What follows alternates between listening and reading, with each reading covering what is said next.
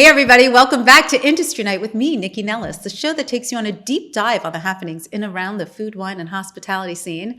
So if you're new here, hey, welcome.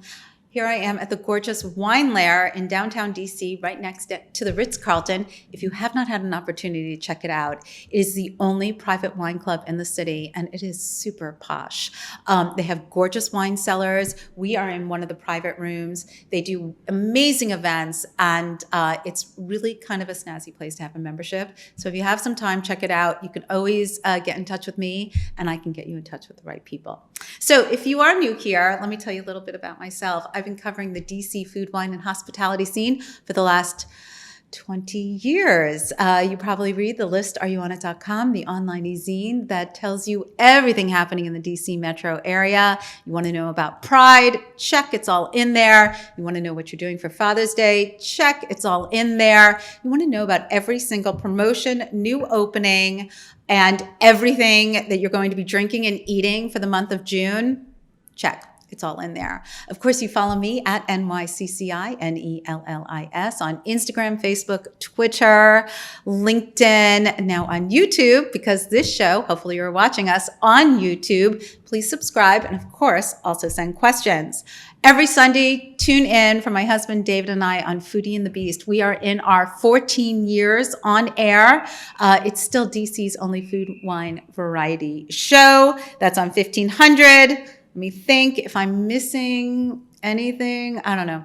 Just keep following me. You'll find out all the deal that's happening. So if you have been paying attention to my Insta feed, you have seen that I have been out and about as I normally am. So let's talk about some of the cool places I've been. Okay, first, I did go back to Love Mercado because I'm obsessed with the barbecue there. It's called Beloved Barbecue, and it's basically a Japanese steakhouse, but not like what you're thinking. It's not like Benihana. You are at a table with a private grill. They come over with either A5 Wagyu, which is like silk, or American Wagyu, which is silky too. And you grill it up on your own. The food is delicious. It is ample. And please get the salad. They toss a side slaw right at your table, and it's so yummy. I could eat it for breakfast, lunch, or dinner, and dinner. And also the stuffed crab, the stuffed avocado with crab. It is, it's so good. I'm going back. I can't wait. I love that restaurant. It's so good. Okay, and have you been to the third phase of the Wharf yet? The Wharf's first two phases have been open for some time now, but the third phase has really just been activated, and the aesthetic is pretty fabulous. So I was down there earlier this week for a cabaret show with the famous Latrice Royale. You may know her from RuPaul's Drag Race. She does an incredible cabaret. She set it up at Union Stage. Such a fun evening. And then, of course, afterwards, we tucked into Del Mar, got some of those fabulous Mallorcan gin and tonics and some jamon, because that's what you do when you go to Del Mar. Quick shout out to Neighborhood Gem Bucks, because every time my husband says, let's go to Bucks, I'm always like, oh, we go to Bucks an awful lot. But there's a reason for it. It's exactly what a neighborhood restaurant is supposed to be. Neighborhood kids are the servers. The food is always amazing. The wedge salad, no blue cheese, and the little steak for me, big ass steak for my husband. They have amazing wines. And I love the vibe. I love the feel. So that's why we go there a lot. And if you hadn't had an opportunity, if you're in that part of Northwest, definitely check out what James Elefantis and his crew is doing there. Okay, so if you go to openings on the list areyouonit.com, here's what's cracking. Josephine's Neighborhood Restaurant Group's latest has opened in Alexandria. You know this formerly as the Columbia Firehouse. This is a new French brasserie by the NRG Group. Tim Ma has opened up his all-day cafe called Any Day Now, and it is going to be amazing. He's got some scallion pancake breakfast sandwichy thing. Anyway, everybody's going to be checking it out. It's going to be good. Atlantis has opened. If you've been living under a rock, the new 930 Club Alter Ego has opened. Amazing music coming all summer long, and of course into the new year. So get those tickets now. And lastly, Philip Chow. We're back to the Wharf. He's serving his very posh Beijing-style cuisine down at the Wharf. It is a gorgeous space and the food is sublime. So lots of good eatings to be had. Okay, so that's all for that now. Now, for the next couple days, I'm jetting out of town because I'm going to be in Chicago at the James Beard Awards. I mentioned this last week, but I am kind of pumped. Not only am I excited to see the media awards and see the winners and then go to the big gala and see all the winners of that, but I am doing the red carpet. So in conjunction with Hilton Hotels, I will be on the red carpet interviewing all the chefs who are coming in, all the judges who are coming in, all the drink makers, all the artisans. So stay tuned for lots of photos and videos and lots of fun on the red carpet with me at the James Beard Awards. Okay, now to today's show. So many of you remember, or if you don't, let me remind you about the crash in 2008. There was a recession and it was rough. I mean, it was really rough for me personally. But there was kind of a silver lining out of it. And the silver lining was lots of people either were like, I lost my job, screw it, I'm going to do something that I love. Or other people were like, I don't want to work this job. I'm going to do something that I love. Screw it, I'm going to do something else. And people began making things out of their house. They became craft artisans. They became makers. But once they wanted to scale up, there wasn't really a place to do that. So in 2012, Union Kitchen was created. It's one of the first incubators, not just here in the DC metro area, but really in the nation. It was part of a national trend of space for people to create their wares and scale up to do more and get them to market. So I'm so excited because I have Cullen Gilchrist here with me. I mean, we've known each other for a really long time. Mm-hmm. We're going to talk about the trajectory of Union Kitchen and how it's become so much more than what it initially was between,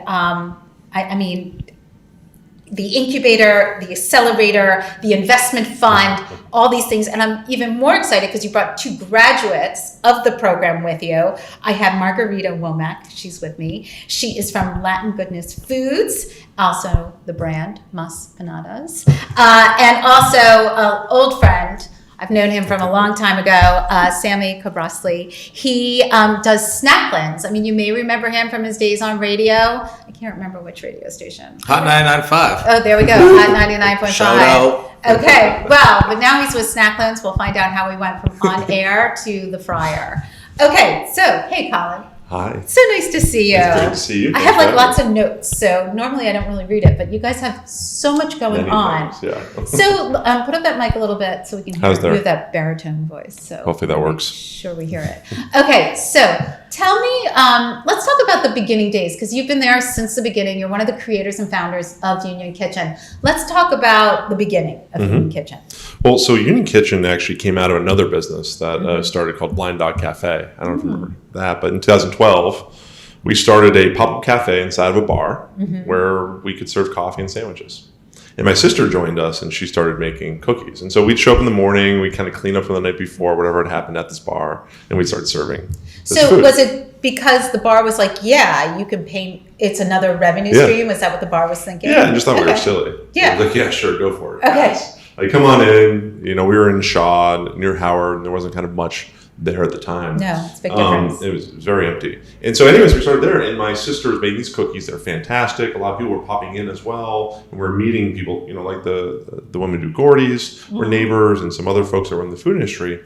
And we started to kind of understand that there was this problem that people who wanted to make things really didn't have space to do it, right? And there was a lot of people. I wanted to make things. I wanted to make mustard and hot sauce, and I had to settle for coffee and sandwiches. My sister's making these cookies, and Whole Foods came around. They wanted her to make them for Whole Foods, but she could only make 25 a day. Right. Out of our funny little setup at the bar. It's like, how many cookies can you make at a bar? Right. So we started looking around and realized there weren't places to do that, right? Like, how do you build this food company? Where do you make it? And so we eventually found a kitchen that we were like, we can make this work, but it's way too big.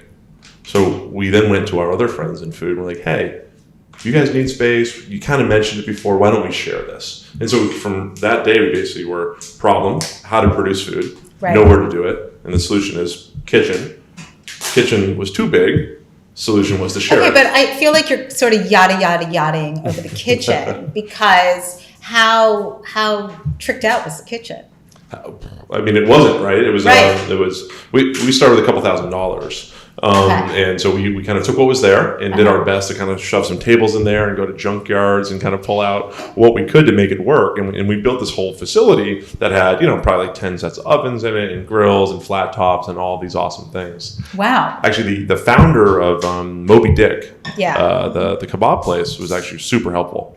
And they were our landlord there. Okay. And they were incredibly helpful in kind And of is this letting us. the original space in Ivy City? Yeah, no, our original space is actually in Noma. Oh my God. In Congress Street. We closed it when we moved to Ivy City. But yeah, we built this first. They were small, 7,000 square feet. It was over a couple floors. Some of the floors were only 7 feet tall. I had to duck your head, kind of going through the doors. But so how did you go about, first you went to your friends. I mean, I totally see what you were doing. Yeah. It wasn't a business model. But as it was evolving, how did the business model come into play? Yeah, so once we had people in there, right? And this is awesome. All our friends are here. They're all cool. They're all making food. They're selling them someplace somehow. But we started looking around and we realized, they're helping us pay rent. But if they can't pay rent in a few months because they're not making money or because they get shut down because they don't have a license or a million other things that happen to food businesses, we're not going to be able to pay rent. So we started being like, oh man, like what are the problems they're all facing? My sister's also facing it. I'm also facing it. What if we start writing these down, solving these problems, and then helping them succeed? So, at first they can just help us pay for this kitchen. Right. And then it evolved into Uni Kitchen over time because now we're like, great, we got all these solutions. When we can help people with these problems, because everyone's facing the same ones. It's like Groundhog Day. Every new company's like the same set of problems. Sure. And so we can start solving them and they can start being more successful. Well, so I love that concept of solving because I think a lot of times people just throw the problems out there and expect other people to figure it out from there. So you started solving the problems, but how did you come up with the idea? Because it's kind of timeshare-ish, right? Like, I hate to use that word, but like, it's not like somebody has a space and that's theirs only, right? Yeah, it's all sharing. Just like how you started at the bar, right? Yes, yeah. So how do you figure that out? And let's talk about sort of structure and licensing and all that, because how many times have people come to you and been like, hey, I got this great idea, but they don't know anything about the business? Yeah, hundreds of times. Right. I mean, I get people during the pandemic, if I told you how many people got in touch with me about the pasta they were making, the cakes they were making, the breads they were making. And I was like, that's great. Yeah, talk to Cullen. Yeah, well, I put them in touch with different people because it was a pandemic. But, everybody thinks they have, and I'm 100% for it. I'm like, go ahead. If you can make it work, have at it. But how did you go about sort of giving people what they needed, especially when it came to licensing and et cetera, to like go from, making your sister's 25 cookies to like filling an order for Whole Foods? Yeah, well, again, we were like completely obsessed with finding problems because when we found problems, then we could focus on trying to build those solutions. Right. And that's what we just kept doing. So whatever it was, licensing was certainly one of the early ones, right? Like, how do you get licensed? I have no idea, was basically everyone's response. And we're like, let's find out. Yeah. And so we started calling around, asking questions. And we actually built, one of our first things we did is we built a whole program for how do you get licensed in the District of Columbia that then DC started using and handing out to new people themselves. Because it's kind of hard. It's confusing. It was also, what you were doing was very new. Yeah. So was DC prepared for this kind of No. structure? Right? Do you know what I mean? Like, of course they used your ship because they didn't have the wherewithal for these small businesses. Yeah, we were unique in one that we were going to share space, right? And that was new. Like, cities around the world weren't prepared to basically have two licenses in the same space. Right. And then we also added another thing, that we were going to share time and space. We kind of had this extra, this element, right? And so in doing that, you weren't even having your own space. In our kitchen, our facilities, no one has kind of dedicated space for the most part. They're kind of sharing across these things so that it can lower their cost and allow more people to do more things. Which I totally get. But now I'm going to get a little granular just for a minute because I'm just sort of curious. So from a hygienic health code process, was that a big problem? It's a problem, right? And a problem that you have to solve. I wouldn't say it's a big problem, but we focused on the beginning. I know you figured it out. Yeah. You had the solution. But what about in the beginning? Well, from the beginning, we recognized that as the critical element of making this work. So we just poured ourselves into food safety and basically policing it. And we're effectively running a community. And so we are effectively then policing standards in that of food safety, you know, like how do you keep things clean? And yeah, it definitely can be a problem because there's always someone who doesn't want to follow the rules and they want to see how far away they could get with it, right?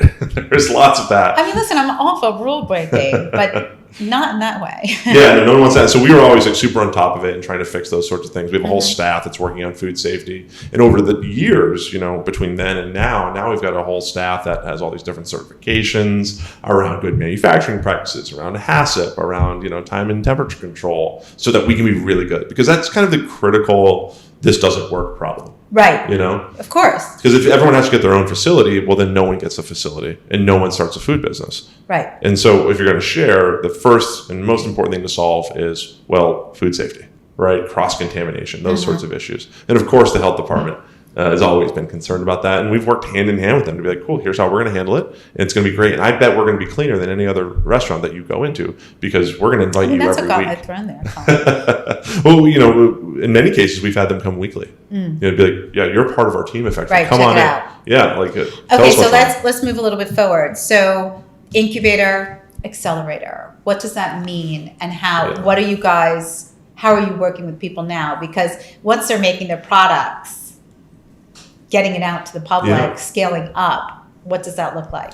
Well, so we call ourselves an accelerator now. We started doing that in about 2016 or so. And the reason for that is we basically started seeing more and more of these problems, right? Solving more and more of them. And what we realized is that we wanted to align with the long-term success of these startups, right? And so to do that, we wanted to invest in them. So starting then, we started investing in startups at stage zero. They're worth $0, you know, they're doing zero in sales or thereabouts. Okay. We want to start investing in them, deploying all of our knowledge, all of our skills, all of our resources. And, you know, what that's become over time is, you know, we've got $25 million of assets, equipment, facilities that we can give companies as they're getting started, and they don't have to kind of fear all those sorts of things. And we can give that with a long-term perspective. So that's the big difference. So you have a piece of their business? Yeah. Okay. From day one, we want to be involved because we want to have a long-term look at what we're doing, and we want to align ourselves, right? They're going to make money in the long term, and that's how we'd like to make our money as well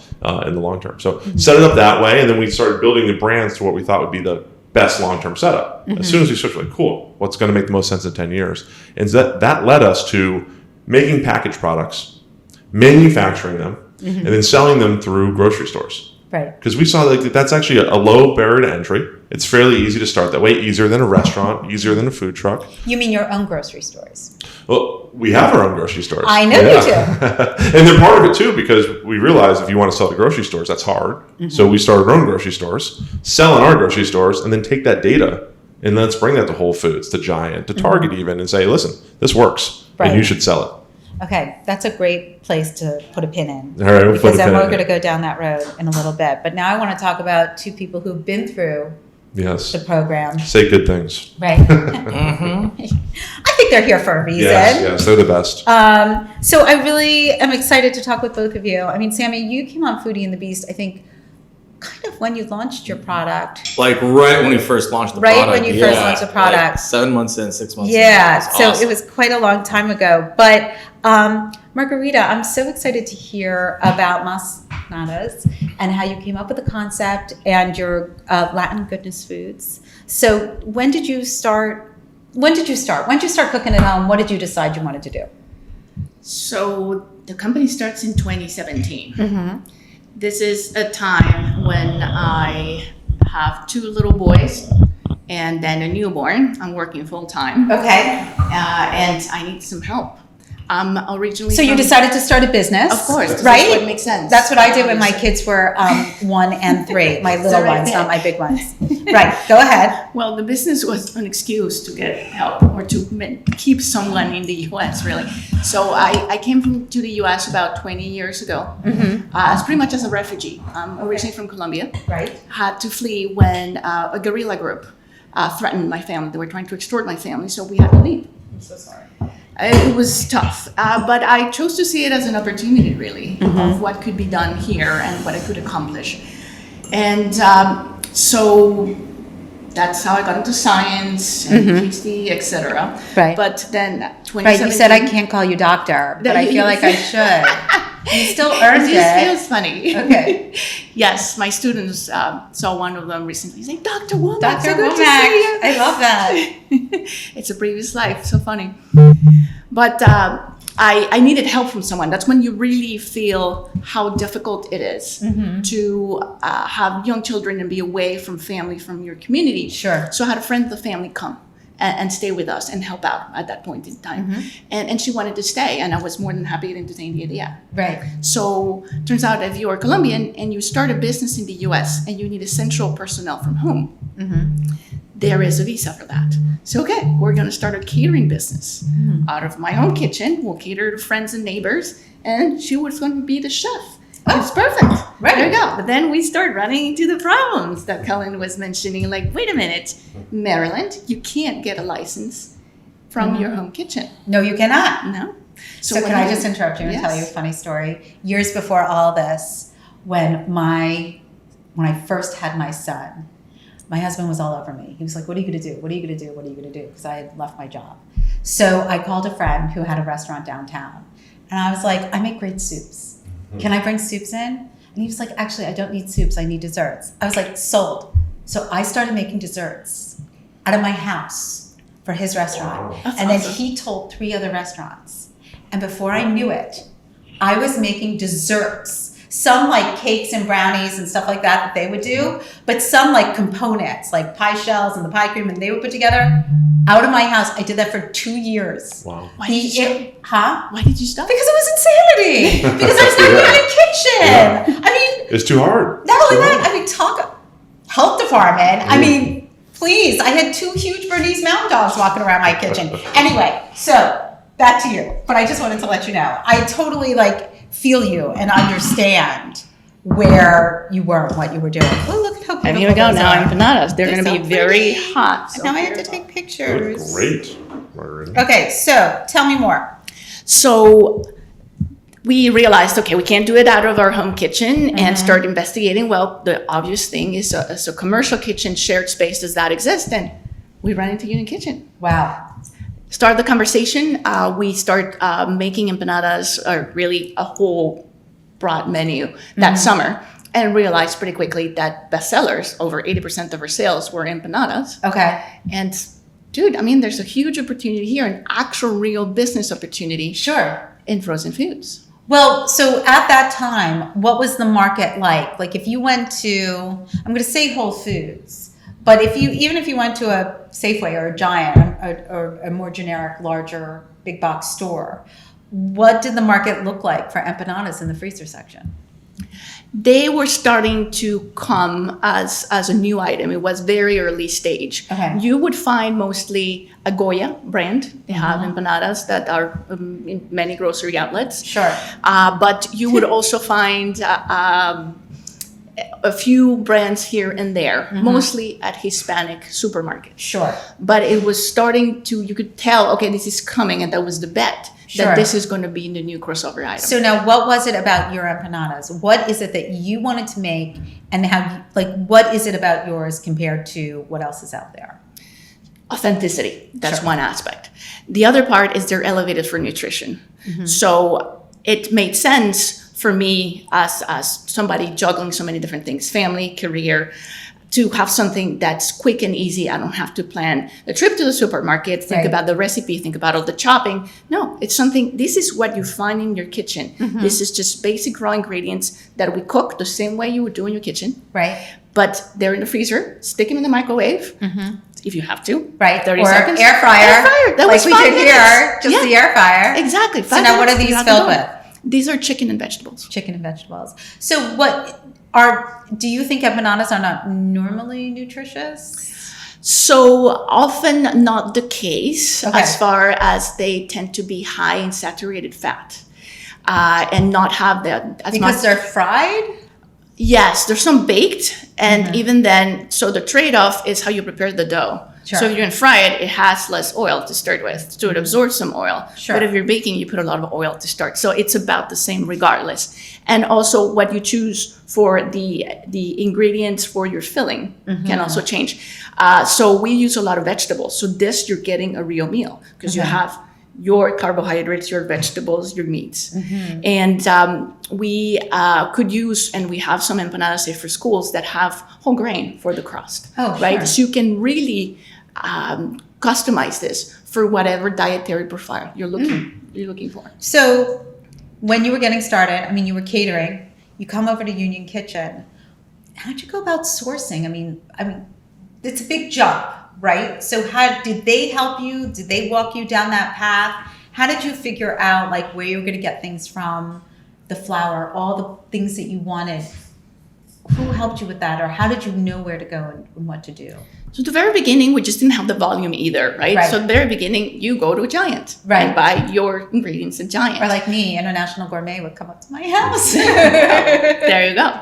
Right. Then you get a little bigger and start thinking, well, I have more volume. What can I do? So yes, not only Union Kitchen, but the fact that it's a shared kitchen, that there's a huge community there with the same needs. So there's ideas everywhere, and there's going to be someone that has the answer you're looking for. Sure. So one obvious first stop was the restaurant depot. You can just drive out there and you get a license.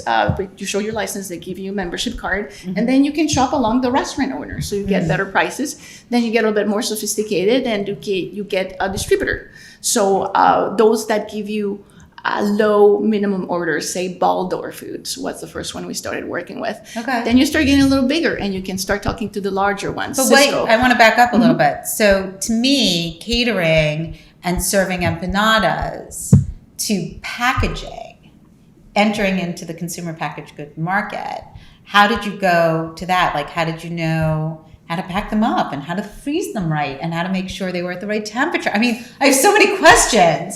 How did you learn all that, and how do you apply it to your business today? So start with, I had no idea what I was getting into. Okay. Like no clue. Maybe I would have thought it twice had I really realized what I was getting into. But yes, so Union Kitchen actually had a whole guide. Okay, first, licenses. This is how you get this. Okay, DOH. Hey, well, what is a HACCP? You need to be able to write down your processes and align them with certain regulations. Right. For packaging, there's also a lot of regulatory aspects. Union Kitchen hooked us up with somebody that could help us navigate what that should look like, had a designer in-house. Oh, okay. Because I was going to ask, like logo, the box, like I'm, you have a bag, like I'm watching all the things you have. So you need somebody to create that. Yes, and there were iterations of it. This is about version 3 or 4 of what the packaging was originally. But yes, Union Kitchens helped us connect to someone that could help us not only do the design, but also go through the whole process. And it's not just the bag. You have to think about the case. Right. And well, how many should go in a case? And what should be on the outside of the case? Sure. Right. So all those little details, but you go in small steps and you learn from every step and just go on a new iteration and grow from there. So we actually didn't go, so from catering, before we did retail, we did delis kind of thing, like food service aspect. Sure, that makes sense. That helped us a lot understand also the market. And then the first opportunity, we actually launched out of Gabrielle's, it used to be called, what's it called again? The first. So the women, so she owned this small, oh my goodness. Oh, the empanada place in DuPont. No. Are you talking about the grocery store? Yes, a grocery store. She's small. talking about Danielle. Danielle. Market. Glenn's. Now it's Dawson. Now it's Dawson. So it was Glenn's at that point. Yes. So that's where we did our lunch. She had really supported women-owned businesses. She was a great partner. Yeah, so incredible partner, huge support. And once you have a store, and you can start going to the next, like you knock on the door, like, hello, I have this product and here's my sales sheet and this is what it looks like. And the more you add, the more momentum you have, start snowballing because there's data behind you. That's key. The first connection with a big player was with Whole Foods. Again, this is an introduction that Unit Kitchen facilitated. Sure. They had the whole Mid-Atlantic team at their office, and we just took turns pitching them right there. And we got amazing. picked up, and we launched with one store when they like to have like new products that are local when they open a new store. Right. So that was our first opportunity. And once we started doing well there, we could walk to other Whole Foods and little by little gain momentum. And once we had maybe half of the Whole Foods in the region, we were then, we went into planogram, meaning that we were part of the actual map that's supposed to follow, that each store is supposed to follow. So we're part of what each store is supposed to carry. Okay. So at what point do you graduate? Is it there? Like at what point are you like, I need to manufacture this in a different way because the orders are too big? So that was an interesting transition because we got to a point like, okay, we're getting these big orders. We don't have enough freezer space. We don't have enough space for Right. the people, the machines we need. So what do? And the typical path at this point is to go to a Copacker.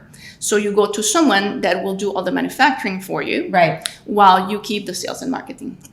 And we chose not to go that way. We had trouble finding someone that could really do the product, and then serendipity, really.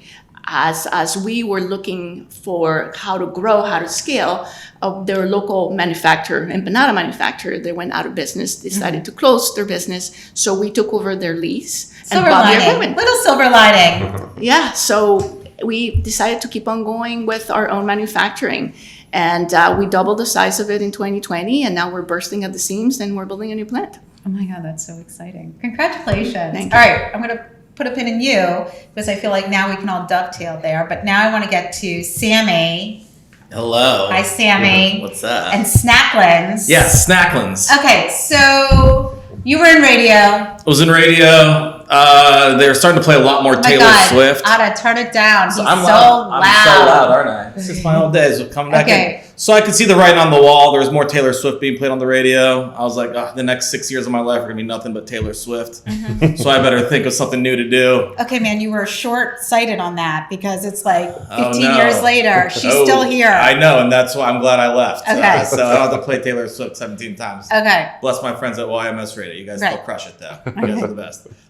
No, and then honestly, I was kind of working in restaurants, was at a bar one night, and a bar bet came up about, hey, we know you make weird stuff, Sammy. Do you think you can make a vegan pork rind for us? So wait, what were you making that was weird? I used to work in a bunch of the different restaurants around town, just kind of popped along, and I would always stage there, and I would always just kind of, make something odd. They're like, why would you do that? Why would you think about it? I was like, oh, no, that was fun. You guys had the Okay. equipment. I don't have the equipment in my house. Might as well try it out. Okay. Kind of got a reputation for it. And after a few months of tinkering around, we end up just going to the basement of Smoke and Barrel. I don't know if it's still in Adams Morgan, but I just dropped a piece of Snacklin in there and it puffed up in this amazing puff. And I was like, oh my gosh, this is crazy. Okay, so let's back up though. Yes. What were you trying to make, and how did you make it? Let's talk about what you made in your house. Yes. And then we can talk about sort of the history of how it changed. Yeah, over so time. what I was trying to make was, I was a Muslim who never had a pork rind, and I was trying to recreate a pork rind. Gotcha. So I don't know if that was beneficial or negative towards my experience, but it somehow worked. Right. And I was trying to, I ate some, I'm not going to lie. I did eat some. Okay. Whatever. I'll be taken care of later on for Yes. it. Yeah. And I realized it had that crunchy, airy texture. It had that salty, that umami, a little bit of that sweetness to it. And I was like, well, how can I mimic this? What do I need to mimic that? Right. And so I started off just realizing, okay, well, mushrooms, that's umami, right? Basic umami. It's pretty simple. Like, I wasn't a genius here. And I was like, onions, those are sweet. Let me mix that together in a good ratio. Wow, we kind of have this sweet kind of umami flavor now. Now, how am I going to make this puff? And that's But kind of wait, when... you're still, I feel like you're yada-ing over stuff. So you have mushrooms and onions. Correct. Are you just sauteing them? Are you baking them? Like, what do you do? I was just trying to figure any way. At that point, I was just blending them up raw. It didn't Okay. really matter. My goal was I was making these crackers almost, and they weren't puffy.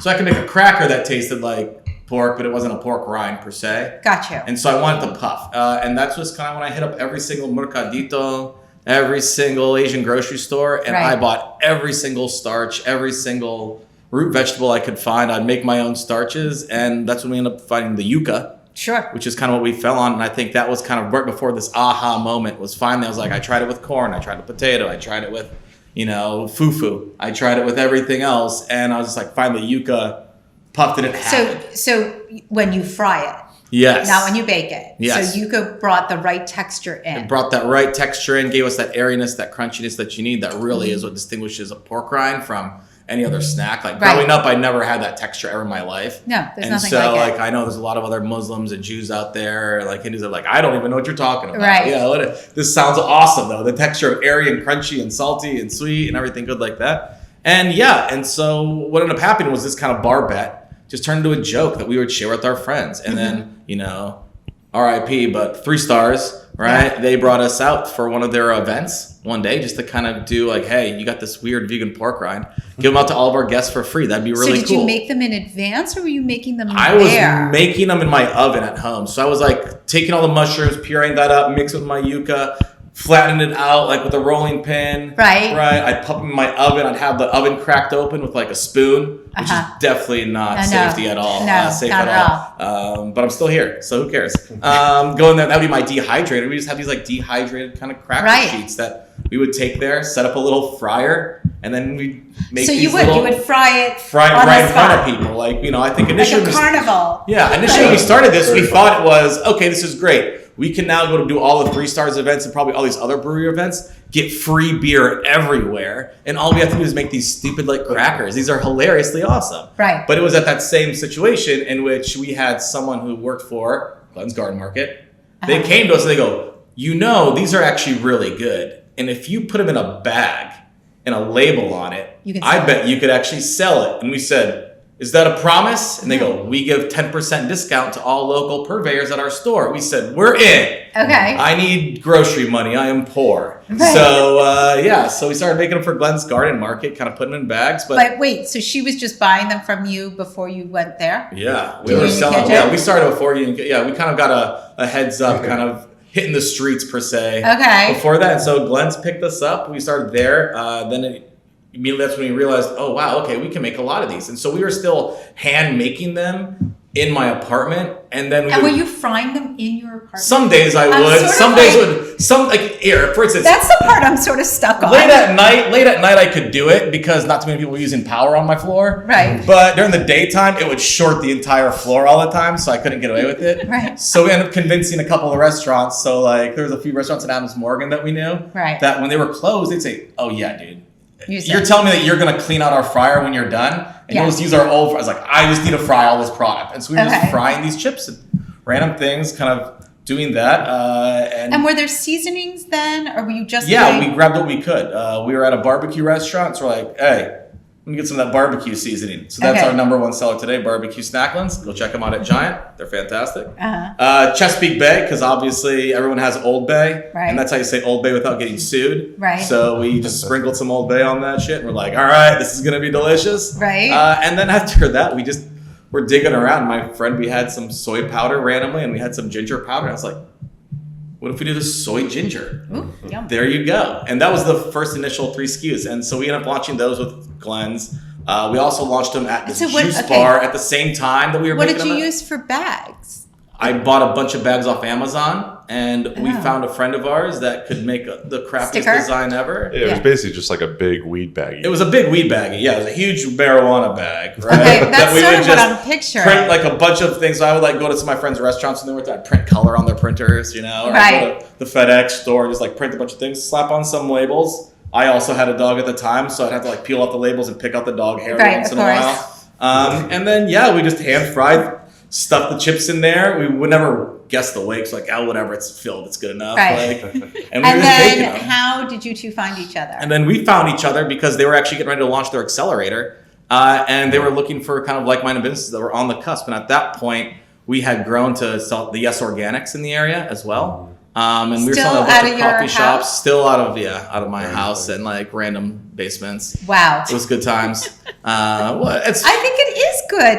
Listen, this is how it starts. It's called bootstrapping for a reason. I remember walking back from one of the restaurants in Adams Morgan, and I had a huge Cambro, which is like a big kitchen container, right? Filled with Snacklins, which actually look like pork rinds. And I had it sealed up. I'm carrying it on my shoulders, going down the street. And some lady goes, "You're disgusting. You animal killer. You pig. You're disgusting. You're no better than the animal you slaughtered for that." I was like, oh, hell yeah, these look really real. All right, this is good. And I was like, no, ma'am, they're actually vegan. Can I have mushroom, onion, and yuca? Can I sample you one on the street right now? We sell them at the Yes Organic right there. Please go check it out. And so that's kind of where it started. I think that really what happened is we kind of hit our peak. We were kind of outgrowing being able to take bottom levels. Union Kitchen approached us. They're like, hey, you guys have a really good product. You got some good buzz. You're already in a bunch of stores that people would love to be in. So why don't you join the accelerator? You guys have shit business sense, which is absolutely true. Right. So they turned us in from just like, cooks making snacks into an actual consumer packaged good company. And so with them, we got the focus on our packaging. They're like, yo, these bags are fine, but these are not going to get you any Whole Foods or any Mom's Organic or anywhere real. So we said, okay. So we found some people that could help us out. Because that's the nice thing about Union Kitchen is there's always somebody that knows somebody to do everything. So you just be there talking, all of a sudden hear someone like, I got this new designer. They're great. I was like, give me their name. Right. I need someone to do this right now. And if they're cheap, we'll do it. And I think that kind of helped us to kind of iterate and to grow in that space to, where we started to start with the shared table, right? Right. At some point, they had to give us 2 tables, right? And then another point, they gave us 3 tables downstairs on our own little pod. And we got too big for that. They're like, we got this room in the back. Just take this whole room. And then when we were in that room, that's when we started to plan like, okay, what's our next step? We were still doing a lot of stuff by hand. Right. Well, that's sort of my question. How do you go from making all this stuff by hand, being really hands-on with the product? Baby steps. Right. So how do you go from that to realizing, okay, we can do this in a way that's more effective? Yeah, honestly, it's about baby steps. So what we did was you break down every step. So I think if you look at like what McDonald's did, how they were like, oh, you got to pick the pickles. How can we make that more efficient, right? And I kind of looked at every single step of the Snacklins process. One step was that rolling. That's a good example, right? So we had to make it flat before we could dehydrate it and, fry it up. So initially we're hand rolling everything, but then you have to keep track of the weights. Is it the same thinness, everything like that? So we start off like any other good baker does. You take pencils with rubber bands on. Right. Roll over that. That's my height. Okay. Yeah. And then we went from that to actually bought a pasta machine, like a pasta roller. Like that's what I was thinking. Right. Used that. And then from there I was like, well, what else can roll even faster than this? When you bought like the dough rollers that you would see like at a pizzeria where they drop it and they drop it and it comes through. And then once we kind of hit that, I realized, okay, this is probably as big as we're going to get using this manual process. There has to be a different way. Right. And then that was when I approached a bunch of machinery companies. I kind of just hit the internet, was seeing how people were making similar products, right? Seeing how they were making other chips, how they were kind of doing that. Right, because I felt confident enough that I was going to outgrow pretty quickly. Right, but that part aside, also there was a international trend. Right before you started the chips on the market, there were not a lot of new brands on the market. The Lay's, like the Fritos, the Doritos, like whoever behind those, like those were the kind of snacks. Yeah. That's what we want to call them, snack foods that were out there. And I remember when Terra Trips hit the market. Revolutionary. Right? Because they were so new and they were different and I feel like now when you go to lots of stores, you see really different offerings. Yeah. So you were kind of right place, right time? Right place, right time. I happened to be making a meat alternative snack when everyone was trying to do that. So I got a lot of press buzz. Yeah. We actually started to talk to the customers themselves, which was important for us because I think a lot of people forget this, that even though we were selling a lot, I go, this doesn't make any sense. There's no way that you're buying 6 bags of vegan pork rinds. Right. Why are you buying this? And they're like, oh, because we read the back. It's 100 calories for the entire bag. Right. It uses mushrooms, onions, and yuca. That's super simple. None of these other chips have a simple thing like that. And so we started to kind of reposition ourselves. Like, of course, we're not going to turn down free press because we're, a vegan pork rind. Right. But we also but it's better than that. Like, we are making a veggie chip, and the only veggie chip of that matter that uses fresh vegetables as an input.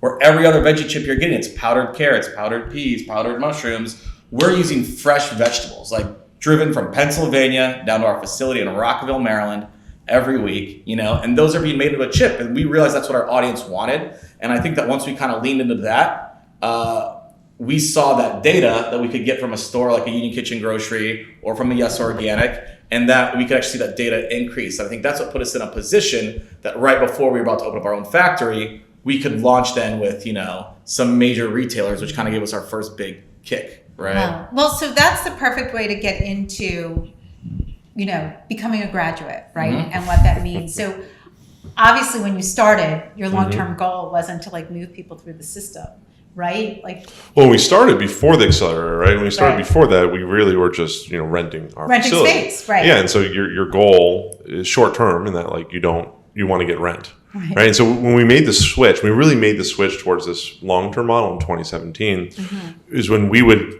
invest, become an equity partner in their business, and now we want them to grow. Mm-hmm. And so that allowed us to stay involved in the companies, do everything we could to help them grow, to get Mm-hmm. bigger, help them with their factories, or just get out of the way, whatever was the most effective. Move out, right? Yeah, and really like align with their long-term potential because we Right. weren't worried about, how do we pay for the kitchen as much. We were worried about, hey, we want them to be worth $100 million and we'd like to be a partner in that. Right, you want your investment. Yeah, that's how we're thinking. Yes, I hear where you're going with that. Well, So- it's better for everyone. Yeah. Right. So, but let's talk about how they get into the markets. Like Samy was already in some markets. You already had some relationships. Baldor was not. No, they were I new. started brand new from Okay. zero. I So didn't because the world of Whole Foods has changed with the Amazon purchase Yeah, a so lot. drastically. And originally, I can't remember the Tessa's dressings. Do you remember Yeah, that guy's Tessa, story? yeah. Mhm. I mean, he came on air,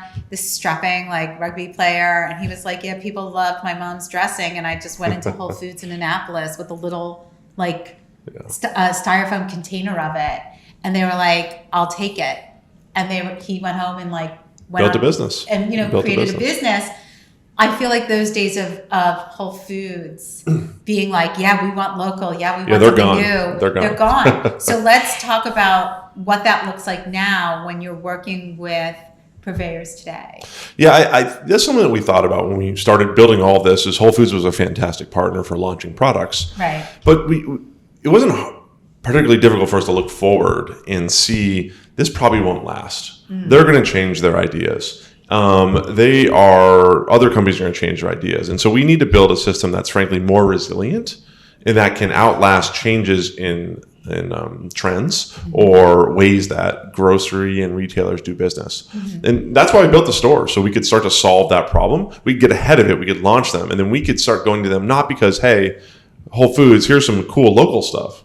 We don't care about that. We don't pitch that. What we do now is we go, hey, Whole Foods, here's the top selling snack in our stores, and here's the data, and they're crushing Doritos. Would you like those sorts of sales? And yeah, they want those, and Amazon wants those, and Giant wants those. And then they can start using that to go further and further with this. Our focus is crush it locally and help them become a regional brand. Then it's their job to become a national brand by going region by region.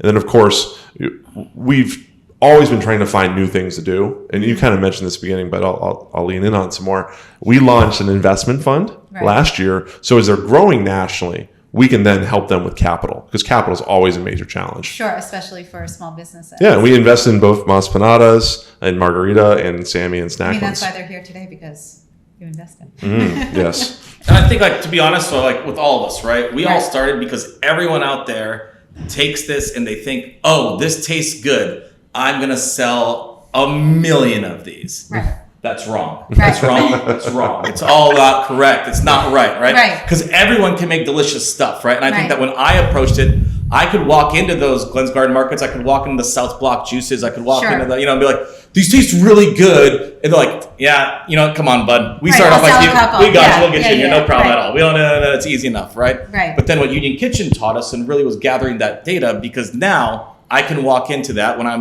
when I launch with Giant or when I'm launching with any new retailer, I go in there and I go, hey, these are really good, aren't they? They go, yeah. And I go, and bam, look at this data. Look at how many SKUs per week I'm selling. We make money. Look at how much money I can make, you guys. We average this much and this much square footage in our, in all of our stores, We can do this the same. Similar competitors, they're already selling us. And look, we're in the top 5 of their, all that data is really what's important. And I think the data is really interesting, but do you find now that the pandemic is over and people are doing tastings and stuff like that again, is getting people to taste it? Did you do a lot of that in the early jumped right days? back to the demos. Okay. The first thing we were doing, I was demoing all the time. The second COVID, that we felt like we were one of the first companies to be like, can we get back to demos now? Right. Can we get back to demos now?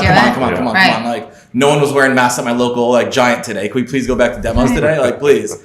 And that's important, because I think, that does get that initial discovery, right? And I think that when you're a small brand, people just think that, oh, well, I'm going to launch in Walmart. you're not going to be discovered there, right? Yeah. But somewhere like a Whole Foods, somewhere like a Mom's Organic, right? Those stores, people walk in there with the distinct idea of, all right, I need milk and eggs, and ooh, what other fun things can I find? Well, today? as a Whole Food shopper, Yeah. that is exactly what I do. I'm sure this will surprise everybody here. I love to shop, but I especially love to grocery shop. Like being in the grocery store is like my love language.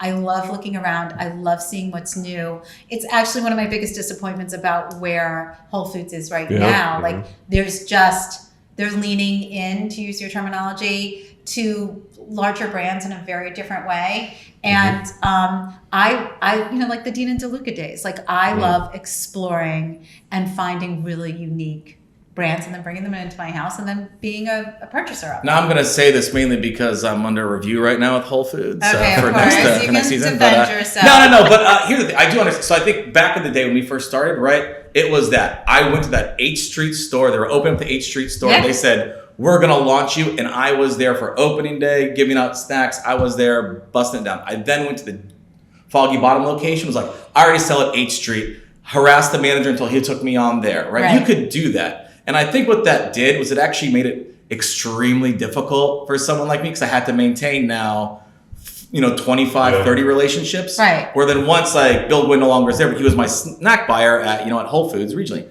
Once I got with him and I got in touch, he's like, wow, okay, your numbers are good. You know what?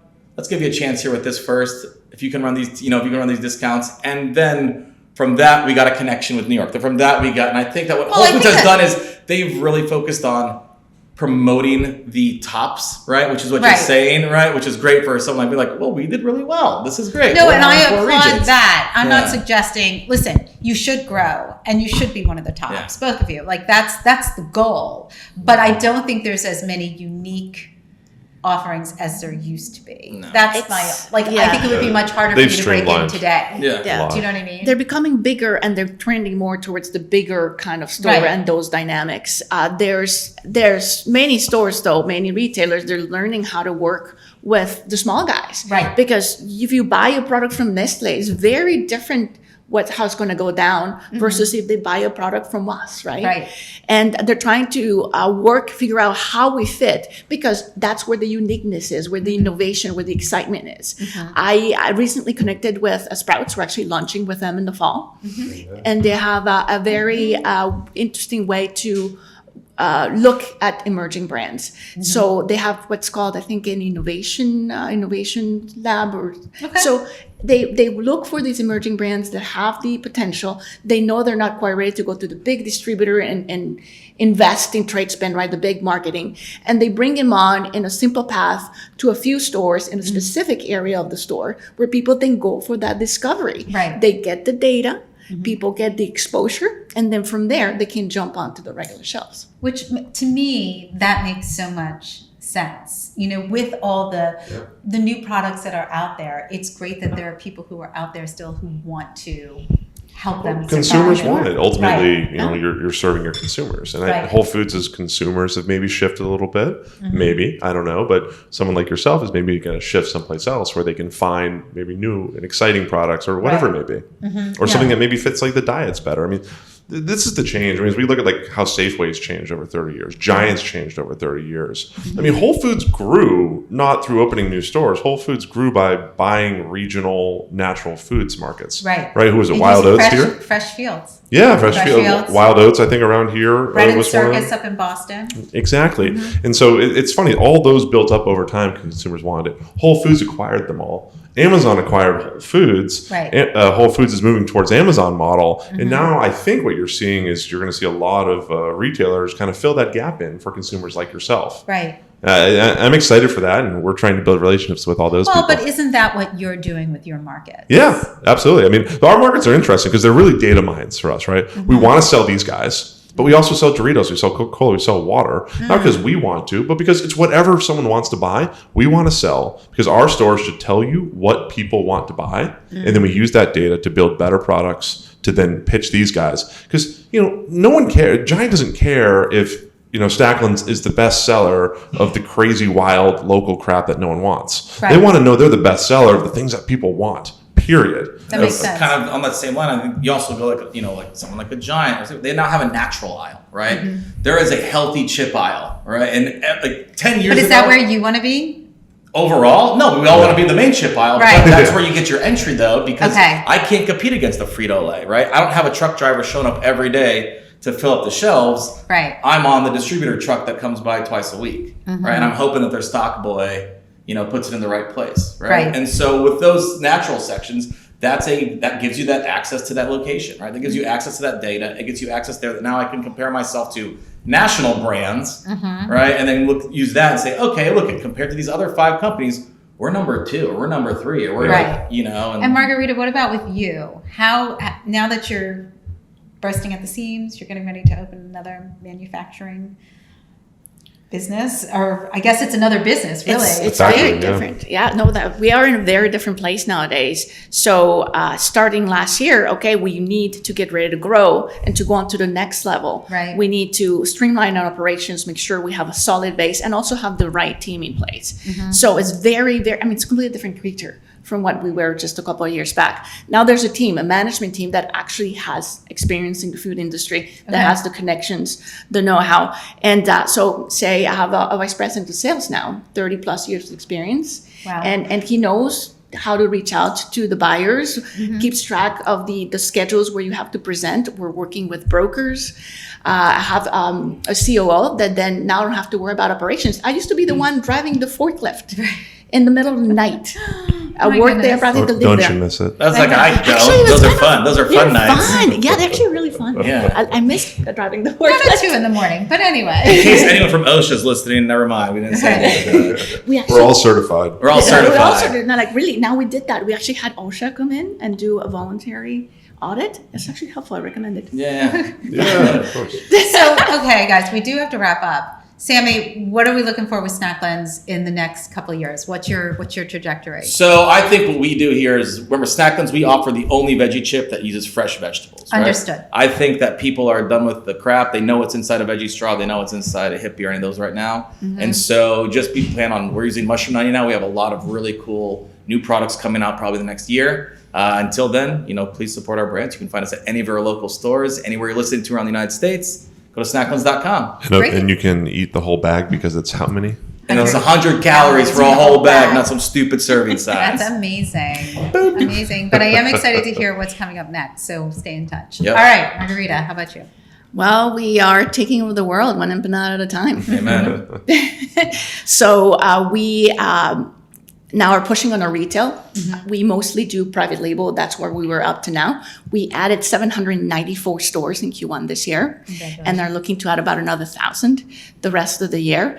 And we're also thriving again in food service. So you start seeing us at arenas and restaurants, bars, Great. just any event scene. You want your empanada, portable, easy, good for you, delicious. What else can you ask for? We love that. Terrific. Thank you I've been so trying much. to think about how to combine empanada and revolution into one word. Empanadolution? I don't know. Oh, that could Anyways, work. All right. to consider. We'll workshop that at another time. Okay. And what can we look forward to? What can we in look Kitchen? forward to? What else is like on the horizon? Hey, we're starting 50 new companies a year.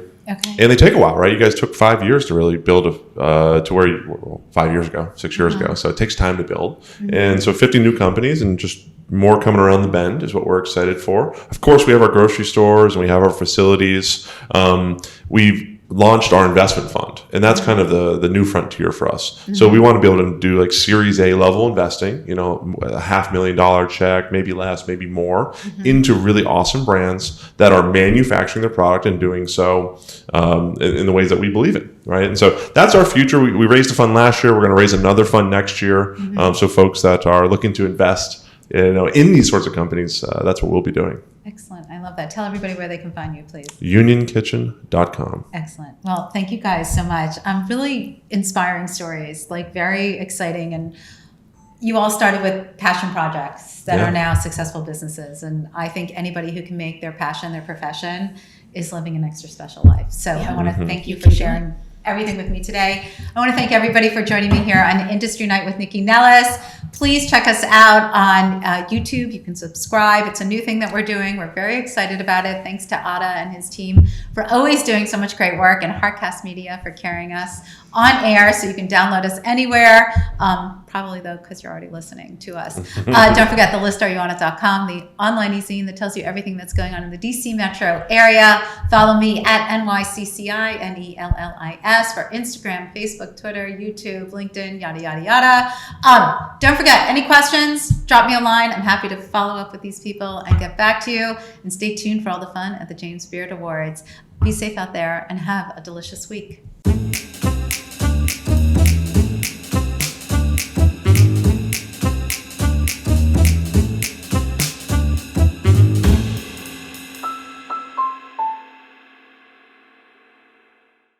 Produced by Heartcast Media.